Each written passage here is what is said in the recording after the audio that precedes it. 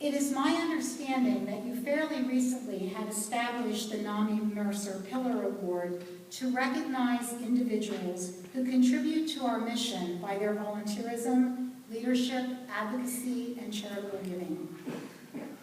It is now my distinct pleasure to present the 2015 NAMI Mercer Pillar Award to Carol Kivler. Carol, would you join me up here?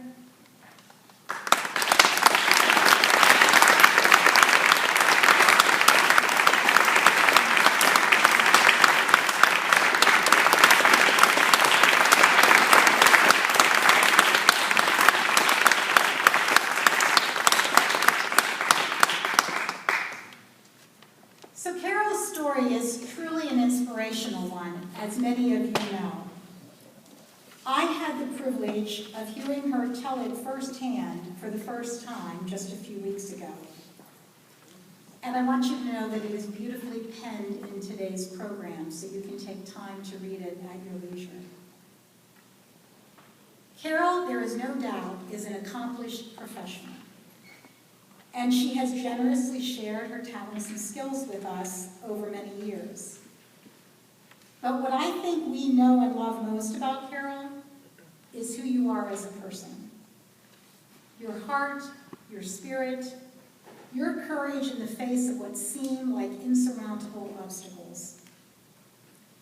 Carol is a pillar of NAMI Mercer because she is living proof, a shining example of what is possible. A person who with gutsy determination, radical openness, and warm compassion has embraced both your strengths and your vulnerabilities, and is living life fully alive, hopeful, healthy, happy. Carol, we would like you to accept this award as a small token of our appreciation and love and our deep respect. Thank you so very much for being a pillar of the NAMI Mercer community.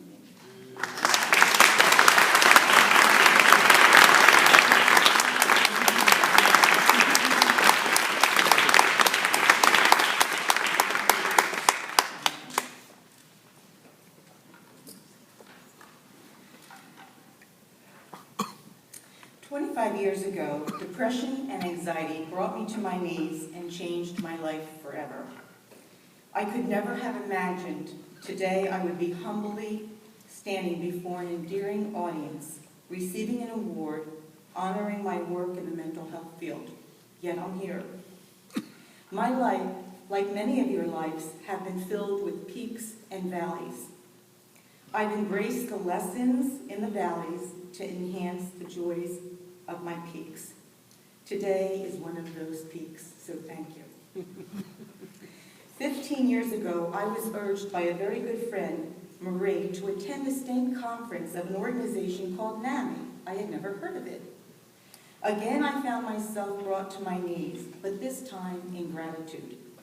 When I was introduced to NAMI Mercer affiliate, I immediately knew I had found my peeps. This group of kind, loving individuals accepted me with open arms, and within a couple of weeks, they put me to work, speaking to groups about living with mental illness. Again, my life was changed in ways I could never have dreamed. Through the years and my travels, I've had opportunities to speak to numerous conferences, nursing and medical schools, and grand rounds at hospitals across the country. And I quickly recognized the power of the human story. Attendees were not accustomed to hearing or seeing an individual living in recovery. And when I heard comments such as "people can recover," my message of hope grew stronger for both consumers and loved ones. Moreover, as I spoke to healthcare professionals in various settings, I encouraged them to share messages of hope and possibility instead of fear and limitation. That message caught their attention. Further, I introduced the need to move away from consumer compliance and move toward patient commitment. As the years passed, I had many divine appointments. by meeting one divine person, Dr. Mary Muller, from Yale Nursing School, and she provided an insight that I share with every presentation I give. She said, "Carol, pills don't teach skills."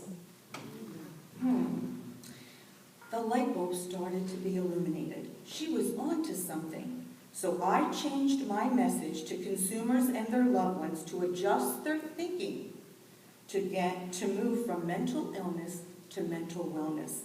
Again, I found people not only sitting up and listening, but also seeking strategies that they could use in their own wellness plans.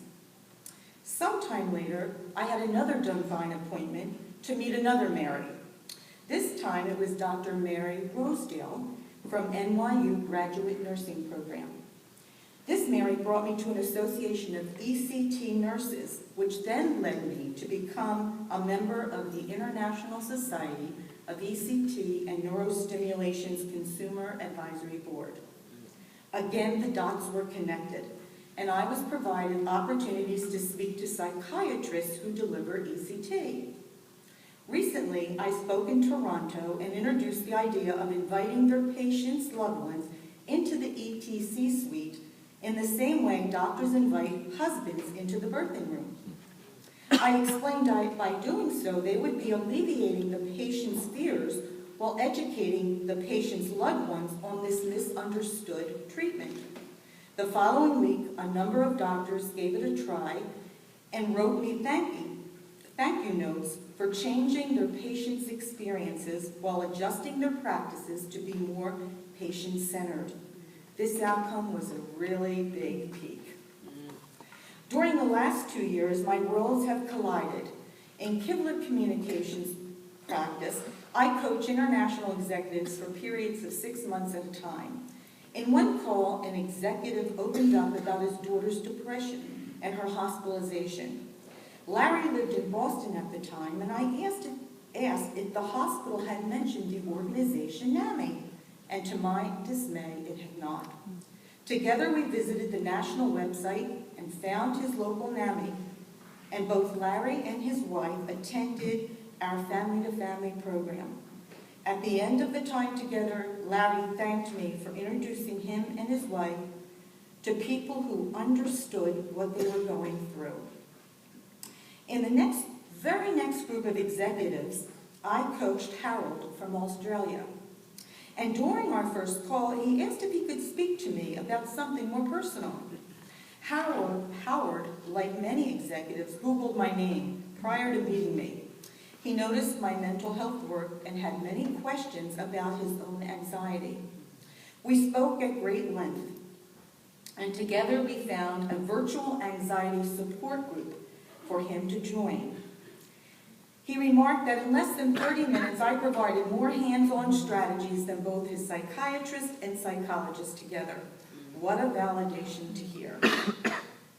On another note, throughout the last 10 years, patients have located my number by Googling mental health advocate or were given my name by a doctor, a friend, or colleagues. The calls are always the same. The callers need to hear from someone who made it to the other side of the illness or of ECT treatments. I remember how desperate both my family and I were to hear that I could get better. So my motivation to field these calls is always the same. Hold their hand, give them hope, let them know that someone believes they can get through this, because I too have walked in those shoes. Interestingly enough, less than 5 minutes after I had written these remarks, I received a call from a woman that needed some guidance about dealing with her son. When loved ones call, I do my best to ask about their own well-being as caretaker. Many times there's a silence and I can hear intense stress in their voices. What I've recognized is that caretakers rarely take care of themselves, so I remind them to do so. Since it's November, another call I handled propped up in my memory. In November of 2013, my phone rang on Thanksgiving morning, and I thought it was odd, but I ran upstairs to pick up the call. It was a woman I had never spoken to. However, she reminded me that I had spoken to her daughter a few times about her mother's depression. The doctors were recommending ECT, and both her mother and she were petrified. I couldn't promise her that ECT would work for her mother, but what I could do was ease her fear and share my own story of hope. This mother was calling to thank me for speaking to her daughter who had convinced her to try ECT. She said she was there today on Thanksgiving to share with her family because of our cause. Another peek and validation that I was living my life purpose. Before I started on this NAMI journey, I remember praying about this path and hearing God say, "Carol, I have blessed you with the ability to speak and influence others. Do so in my name." God assuredly had me on an exciting and sometimes daunting journey. At this time, I would like to acknowledge some others. First and foremost, a big thank you to the many Mercer volunteers for the hundreds of hours they devote to NAMI Mercer, sharing their gifts and talents. Next, many of you have heard my stories and seen the photos of my beloved children. Kimberly, Russell, and Brandon, and their beautiful spouses, Clarissa and Liz. I'm thrilled that they're here with me today to celebrate this honor, along with my two sisters, Beverly and Alexis, and my brother-in-law, Tom, not to mention the many cherished friends who also are in the audience. Finally, I want to thank a few individuals who are behind the scenes, helping me. First, my marketing assistant, Karen Meltzer, whose amazing efforts locates opportunities for others to hear my story of hope and recovery. Next, Susan Corelli, my social media guru, who has created my digital footprint. And lastly, my Courageous Recovery Board of Directors. These individuals aid in my sustained recovery and fuel my energy to drive forward. In conclusion, NAMI Mercer provided the first platform for me to share my story, and I am eternally grateful. I stand before you to accept the 2015 Pillar Award, both humbled and honored. And as an educator at heart, I call each of you to action by remaining or becoming active in one leg of NAMI Mercer's mission, and that is to end the stigma surrounding mental illness in our lifetime. Thank you.